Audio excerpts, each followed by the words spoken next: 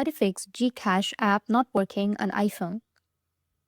So if you want to fix GCash app not working on your iPhone, then what you need to do is first, you just need simply go with your control center and make sure that you're using a stable internet connection, either your Wi-Fi or mobile data. A poor connection is one of the most common reasons why the GCash app fails to load or keeps crashing.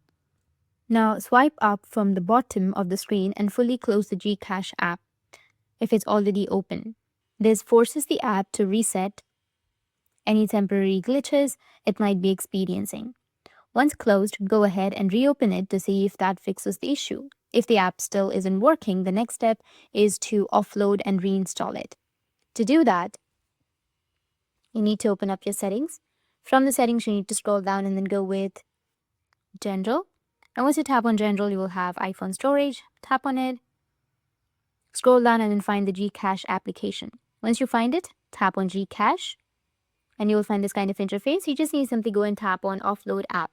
Once you've offloaded the app, the next step is to reinstall. Instead of this offload, you will have reinstall option. You just need to simply go and reinstall the application. And once you've reinstalled, your problem might be fixed. If that still doesn't fix your problem, then what you need to do is just go back from your settings. And then here you need to scroll down and then search for Safari. Scroll down again, go with apps, which is on the bottom. And then again, scroll down and you'll find the Safari right here. Tap on it. Scroll all the way down and on the bottom you will have the advanced option. Tap on advanced. And under advanced you will have the website data. You need to tap on it, which is here on the top. Then tap and remove all the website data. Here on the bottom you will have remove all website data. Tap on it and then remove now.